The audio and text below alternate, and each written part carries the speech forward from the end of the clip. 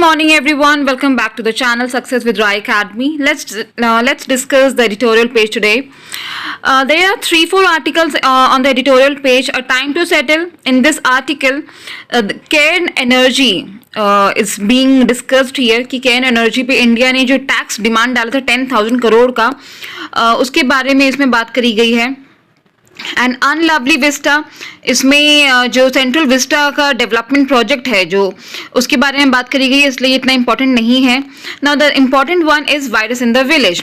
इसमें वायरस के बारे में बात करी गई है, कोविड-19 वायरस के बारे में, जो कि अब रूरल एरियाज में भी चला गया है. तो उसको लेते हुए 16 मई को ministry of health and family welfare ने कुछ गाइडलाइंस निकाली हैं और इस बारे में इसमें बात की गई है. तो हम इसे डिटेल में डिस्कस करेंगे. In the idea page there are 2 articles, but we will discuss wolf warriors in the subcontinent because इसमें चाइना के बारे में बात करी गई है. चाइना की जो स्ट्रैटेजी होती है वो अपने नेबर्स को लेके कैसी स्ट्रैटेजी को अपनाता है, कितना डिफेंसिव उसका सिस्टम है, इस पे बात करी गई है. So let's discuss start in detail. The first article, virus in the village. This article has been written by K. Srinath Reddy and he is a cardiologist and an epidemiologist and also the President Public Health Foundation of India. In this article, the writer has talked about the new health system that needs to be established in India for universal health coverage. यहाँ पे उन्होंने बोला है कि India को बहुत ज़रूरत है कि अब वो अपना जो हेल्थ सिस्टम है उसे पूरा रीस्ट्रक्चर करे, रीडिज़ाइन करे, सो दैट हम आने वाले टाइम में भी जो प्रॉब्लम्स आ सकती हैं हेल्थ को लेके उसको भी हम टैकल कर सकें. अब सबको ये बात पता है कि इंडिया कोविड-19 पैंडेमिक फेस कर रहा है. इंडिया ही नहीं बल्कि पूरा वर्ल्ड फेस कर रहा है और ये पिछले साल से चल रहा है. लेकिन जो बड़ी बड़ी सिटीज़ थी लाइक मुंबई, जो बड़ी सिटीज़ थी वो तो थोड़ा सा ओवरकम कर रही हैं. उनका जो पॉजिटिविटी रेट है वो भी थोड़ा कम हो गया है कंपैरेटिवली. लेकिन जो रूरल एरियाज थे वो बहुत ज़्यादा इन्फेक्ट हुए हैं, उनमें पॉजिटिविटी रेट बढ़ गई है. और ये इसलिए भी है क्योंकि सिटीज़ में तो हमारा हॉस्पिटल्स है, हेल्थ केयर सिस्टम बहुत अच्छा है, बट कंपैरेटिवली रूरल एरियाज में, गाँव में हमारा जो हेल्थ सिस्टम है वो इतना इफेक्टिव नहीं है. वहाँ पे हमेशा इंफ्रास्ट्रक्चर की, ड्रग्स की, दवाइयों की कमी रहती है. प्लस लोग भी इतना अवेयर नहीं होते हैं अपने हेल्थ को लेके. अगर उनको हल्का सा बुखार भी आता है तो भी वो चेक नहीं करवाते हैं. या फिर सिंपल सा एग्जाम्पल है कि उनके घर में एक थर्मोमीटर भी नहीं होता है, जो कि नॉर्मली हर एक फैमिली में होना चाहिए. और ऐसा नहीं है कि हर सिटी, हर स्टेट में ही जो पॉजिटिविटी रेट है वो बढ़ा हुआ है, वो सेम है, ऐसा नहीं है. हर जगह का पॉजिटिविटी रेट अलग है, हर जगह का इन्फेक्शन रेट अलग है, राइट. जैसे तमिलनाडु एंड केरला, बहुत लिटरेसी बहुत ज़्यादा है वहाँ पे, राइट. लेकिन स्टिल वहाँ पे जो रूरल एरियाज है वहाँ पे भी इन्फेक्शन फैला है. जब फर्स्ट वेव था, अगर हम थोड़ा सा कंपैरिजन देखें तो जो फर्स्ट वेव था वहाँ पे जो सिर्फ सिटीज़ ही इन्फेक्ट हुई थी और जो गांव एरिया था, जो रूरल एरिया से, रिमोट एरिया से, वहाँ पे इतना ज़्यादा कोविड के केसेस नहीं देखने को मिले थे. इसका रीज़न इसलिए भी था क्योंकि जैसे ही केसेस 2-4 केसेस सामने आने लगे थे तभी गवर्नमेंट ने स्ट्रिक्ट लॉकडाउन लगा दिया था, राइट. ट्रैवल रेस्ट्रिक्शंस हो चुके थे और उस समय तो ट्रैवल रेस्ट्रिक्शंस थे ही, प्लस लॉकडाउन हटने के बाद भी लोग प्रेफर नहीं कर रहे थे कहीं आना जाना क्योंकि उनमें खुद बहुत डर था. फिर वहाँ पे कोई लार्ज गैदरिंग नहीं हो रही थी और इसका एक रीज़न ये भी है कि जो गांव है वहाँ पे जो पॉपुलेशन डेंसिटी है वो कंपैरेटिवली शहरों से कम है. शहरों में एक टावर में ही 150 फैमिलीज रहती हैं, लेकिन गांव में फैला हुआ एरिया होता है, वहाँ पे इतनी ज़्यादा पॉपुलेशन नहीं होती है, राइट. और ये भी देखा गया कि जो गांव के लोग हैं उनका इम्यून सिस्टम थोड़ा सा स्ट्रांग होता है. वहाँ पे बीपी के पेशेंट, डायबिटीज़ के पेशेंट आपको कम ही मिलेंगे. लेकिन सेकेंड वेव जब आया तो किसी ने एंटिसिपेट नहीं किया था कि सेकेंड वेव इतना खतरनाक हो सकता है, राइट. सेकेंड वेव इतना इफेक्टिव इसलिए रहा, इतना हार्मफुल इसलिए रहा क्योंकि यहाँ पे कुछ ऐसी चीज़ें हुई जो कि फर्स्ट वेव में कंट्रोल कर ली गई थी. लेकिन यहाँ पे लोगों ने एंटिसिपेट ही नहीं किया कि सेकेंड वेव इतना हार्मफुल हो सकता है. इसके रीजंस ये भी थे कि इलेक्शन अपने जोर शोर से अपने पूरे पीक पे चल रहा था. इलेक्शन की वजह से क्राउड, बहुत ज़्यादा संख्या में लोग इकट्ठे हो रहे थे और गाँव तक, बाहर, क्योंकि इलेक्शंस में क्या होता है, सिटीज़ में कम, रिमोट एरियाज में ज़्यादा रैलीज की जाती हैं, राइट. तो वहां पे रिमोट एरियाज में जो आउटसाइडर्स थे वो बहुत ज़्यादा जा रहे थे, फ्रीक्वेंट विजिट कर रहे थे। फिर साथ में कुंभ मेला भी स्टार्ट हो गया और जो बाकी के रीजनल फेस्टिवल्स थे वो भी चालू थे। लोगों के मन से डर हट गया था और लोगों ने इस चीज़ को बहुत लाइटली लिया। तो इससे हुआ क्या कि इन्फेक्शन रेट और बढ़ा और इससे भी ज़्यादा इसका इन्फेक्टिव वेरिएंट था वो भी बहुत ज़्यादा हुआ, जिससे कि सेकेंड वेव में तबाही मचा दी गई। तो इन सब चीज़ों को देखते हुए कि हमारा हेल्थ केयर सिस्टम को सही करने के लिए कुछ SOPs निकाले गए, स्टैंडर्ड ऑपरेटिंग प्रोसीजर्स निकाला गया है, जो कि 16 मई को आया है और इसको रिलीज किया है ministry of health and family welfare ने फॉर कोविड-19 containment and management in peri urban, rural and tribal areas. ठीक है, ये जो SOPs आए हैं ये बहुत ही वेल फ्रेम्ड है, जैसा कि बताया जा रहा है, बहुत ही वेल फ्रेम्ड और टाइमली, बहुत टाइम पे, सही टाइम पे आ गया है। जब हर चीज पीक पे है तभी ये आ गया है कि लोग उसको इम्प्लीमेंट कर सके, जो हेल्थ केयर सिस्टम है वो उसको इम्प्लीमेंट कर सके। अब इसमें क्या क्या कवर किया जा रहा है ये मैं आपको बता देती हूँ। इसमें कवर किया गया है सर्विलांस, कि प्रॉपर सर्विलांस होगा जिससे कि हमारा जो डेटा है वो एक्यूरेट डेटा आएगा, उसी के हिसाब से हम ऑक्सीजन अवेलेबिलिटी वगैरह करवा सकेंगे, राइट। क्योंकि डेटा का आना बहुत सही है, अगर डेटा गलत आएगा तो हम सही मेजर्स नहीं ले पाएंगे टाइम पे और उससे कि ज़्यादा डेथ रेट बढ़ सकती है, पॉजिटिविटी रेट ज़्यादा हो सकती है। तो ये सर्विलेंस करेगा, स्क्रीनिंग करेगा, आइसोलेशन देखेगा कि कौन कितना सिवियर सिम्टम्स किसको हैं और उनको आइसोलेशन किया जा रहा है प्रॉपरली या नहीं किया जा रहा है, और रेफरल, उनका ट्रांसपोर्टेशन, हॉस्पिटल्स में ट्रांसपोर्ट करना, इन सब चीज़ों का ध्यान देगी ये टीम। इन SOP में ऐसा है। फिर home and community based isolation भी होगा। अगर ये लगेगा कि जो इन्फेक्शन है थोड़ा सा माइल्ड है तो हम उन्हें होम आइसोलेशन दे देंगे, अगर लगेगा कि सिवियर इन्फेक्शन है तो उनको हॉस्पिटल्स में ट्रांसफर किया जाएगा, राइट। फिर इसमें एक्टिव केसेस जो है, होम आइसोलेशन में भी जो एक्टिव केसेस है उनको भी मॉनिटर किया जाएगा। फिलहाल कैसा हो रहा है कि जो हॉस्पिटल्स में है उन्हीं को हम मॉनिटर करते हैं, राइट। हेल्थ केयर सिस्टम है वो हॉस्पिटल के आइसोलेशन और एक्टिव केसेस को ही मॉनिटर करता है, बट इन SOPs के अकॉर्डिंग होम आइसोलेशन के एक्टिव केसेस को भी मॉनिटर किया जाएगा। इसमें हेल्थ इंफ्रास्ट्रक्चर पे ध्यान दिया जाएगा, ट्रेन्ड ह्यूमन रिसोर्सेज लाया जाएगा, जिनको ट्रेनिंग की जरूरत है उनको और भी अच्छी ट्रेनिंग दी जाएगी, राइट। और पेशेंट को लाना ले जाना, इसका एक पूरा सिस्टम बनाया जाएगा, एक सर्विसेज दी जाएगी, inpatient and outpatient services provide की जाएगी। तो ये सब इन SOPs में ये सब लिखा गया है कि इनको हमें इम्प्लीमेंट करना बहुत इंपॉर्टेंट है। अब एक चीज और है, जैसे कि मैंने आपको लास्ट आर्टिकल में आपको बताया था, एडिटोरियल के आर्टिकल में, कि पंचायत लेवल तक काम किया जा रहा है। यानी कि इसका मोटिव ये है कि हम सबसे जो लोकल कम्युनिटी है उनको एंगेज करें, जो NGOs हैं उन्हें एंगेज करें, क्योंकि वो हर गांव तक, हर घर तक उनका रीच होता है, राइट। तो हमें उन्हें इन्वॉल्व करना चाहिए, ट्रांसपोर्ट सिस्टम को बहुत ही इफेक्टिव बनाना चाहिए, मोबाइल लैब्स ज़्यादा से ज़्यादा लगाने चाहिए जिससे कि ज़्यादा से ज़्यादा टेस्टिंग हो सके। इसलिए जो स्टाफ है वो हर घर विजिट कर रहे हैं for testing.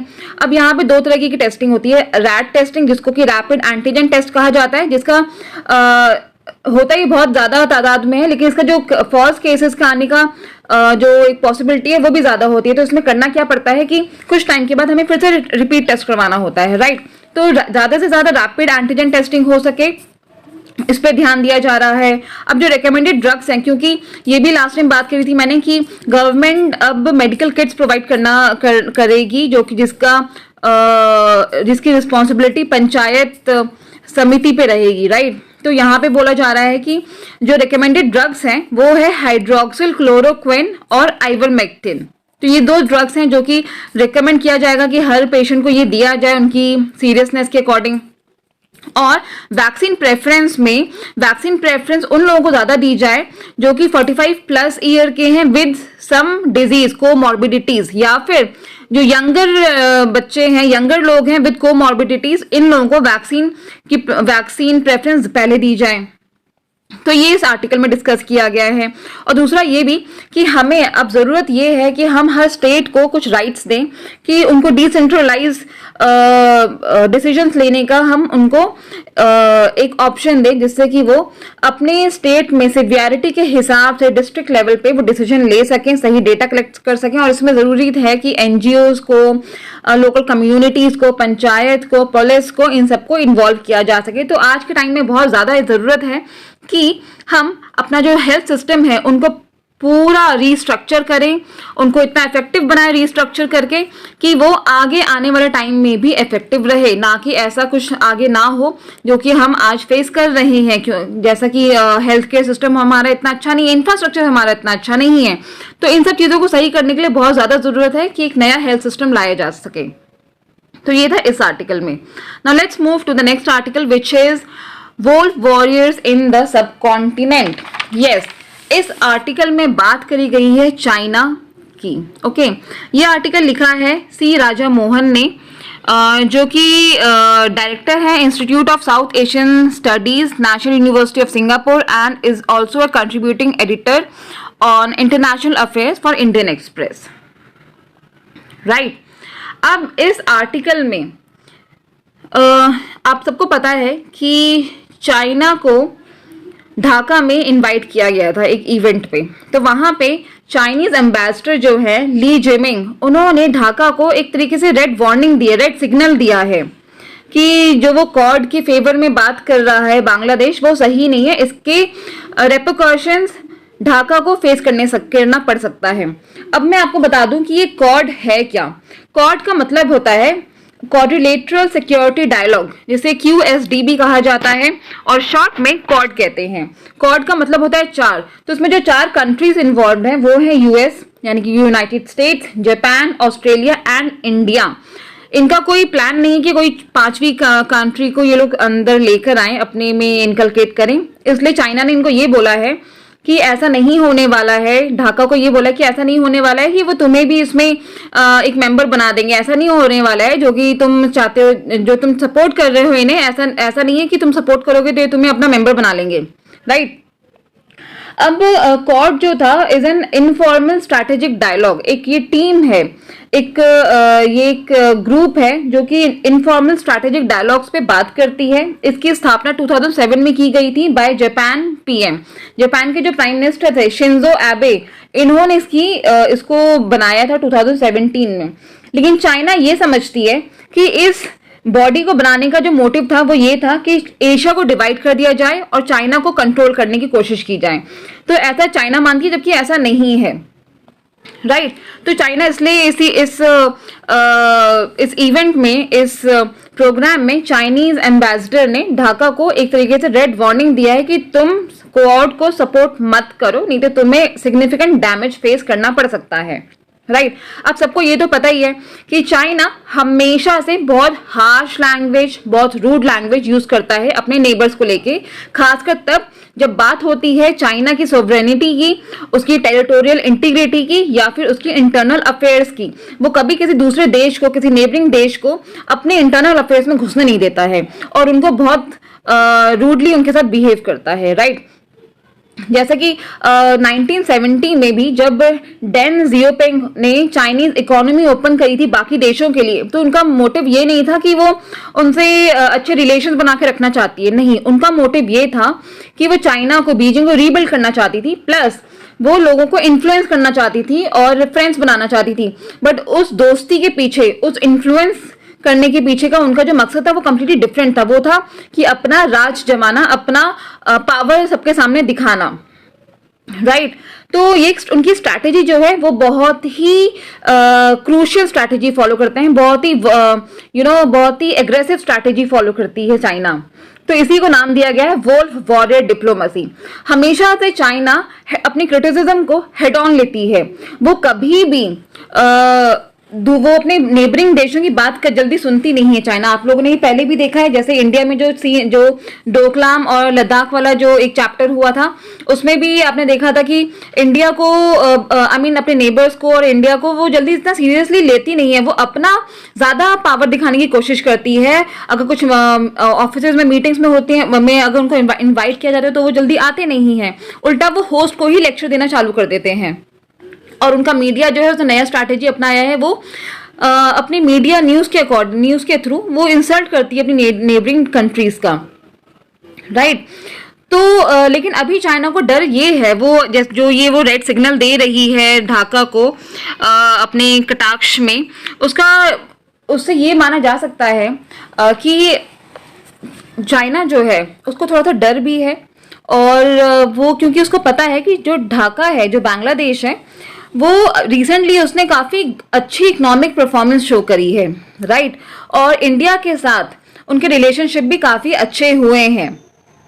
Plus geographical point of view से भी जो ढाका है वो बे ऑफ बंगाल के जस्ट ऊपर है, तो उससे भी उसको बहुत फेवरेबल इकोनॉमिक परफॉर्मेंस करने में, एक पॉजिटिव इकोनॉमिक परफॉर्मेंस में बहुत फायदा होता है। प्लस वॉशिंगटन और टोक्यो भी ढाका का सपोर्ट कर रही है इंफ्रास्ट्रक्चर वे में या फिर डेवलपमेंट पॉइंट ऑफ व्यू से उसका सपोर्ट कर रही है। तो चाइना को ये भी एक डर है कि अगर इतना सपोर्टिव ढाका को सपोर्ट किया जाएगा तो ढाका चाइना की बात नहीं मानेगी, क्योंकि अभी तक कभी ऐसा नहीं हुआ है कि ढाका ने कभी भी चाइना को एक अपफ्रंट होकर कोई जवाब दिया होगा, राइट। अभी यहाँ पे एक बात हुई है एशियन नाटो की, अगर आप देखें तो 2007 में एनुअल मलाबार एक्सरसाइज हुआ था बे ऑफ बंगाल में, राइट। तो इसको चाइनीज मीडिया ने इसको डब करके दिखाया था और इसको एक हाइप क्रिएट किया गया था। अब आपको ये जरूर पता होना चाहिए कि एशियन नाटो है क्या। एशियन नाटो एक बॉडी है जो कि 1992 में स्टैब्लिश की गई थी। इसके 3 परमानेंट मेंबर्स हैं, US, Japan and India, right. Japan 2015 में इसका परमानेंट मेंबर बना था और ऑस्ट्रेलिया एंड सिंगापुर जो है वो नॉन परमानेंट मेंबर्स हैं, लेकिन यूएस, जापान, इंडिया जो है इसके परमानेंट मेंबर्स हैं, ठीक है। अब मालाबार एक्सरसाइजेज जो हैं वो नेवल एक्सरसाइजेज होती हैं, जो कि बे ऑफ बंगाल या फिर जो नेवल पॉइंट ऑफ व्यू से जो एरियाज होते हैं वहां पे होती है। वहां पे ये लोग अपनी एक्सरसाइज करते हैं, अपने एयरक्राफ्ट्स को लेके कॉम्बैट एक्सरसाइजेज करते हैं, राइट। अब देखने वाली बात ये है कि बीजिंग जो है वो इतना ज्यादा एग्रेसिव क्यों हो रहा है, वो इतनी वार्निंग क्यों दे रहा है ढाका को। तो उसका ये भी रीजन हो सकता है कि जो साउथ एशिया है वो ट्रेडिंग प्लेस है for China and India both, ठीक है। दूसरा ये भी है कि इंडिया जो है अपने नेबर्स को लेके बहुत ही पेशेंटली रहता है, बहुत एग्रेसिव वे नहीं अपनाता है, थोड़ा सा सुनता है, उनकी बातों को ध्यान से देखता है, फिर एक्शंस लेता है। प्लस फिलहाल जो नेबरिंग कंट्रीज हैं उन्होंने देखिए, आपको ये तो पता ही है कि नेबरिंग कंट्रीज जो हैं वो इंडिया को हमेशा ये कहती हैं कि हमारा जो इकोनॉमिक जो प्रोजेक्ट्स हैं वो इतना ज़्यादा इफेक्टिव नहीं होते या एफिशिएंट नहीं होते हैं in comparison to China. China के जो इकोनॉमिक प्रोजेक्ट्स होते हैं बहुत जो फास्ट ग्रो करते हैं, वो लोग बहुत तेजी से काम करते हैं, राइट। लेकिन अब वो समझने लगे हैं कि चाइना का जो मोटिव है वो बहुत डिफरेंट है, वो सामने कुछ है पीछे कुछ है, क्योंकि उसका स्ट्रैटेजी ही ये है कि लोगों को डरा के, जो कंट्रीज हैं उन्हें डरा के रखो, राइट। तो इस आर्टिकल में यही बोला गया है कि जो चाइना का जो बिहेवियर है वो बहुत ज्यादा एग्रेसिव है और they follow wolf warrior diplomacy, right. वो हमेशा लेक्चर देने का उनका स्ट्रैटेजी होता है रादर देन सुनने का, because they want to prove their power over the entire region. So this was all spoken about in these 2 articles. See you tomorrow again with a new editorial. Till then, take care. Bye bye.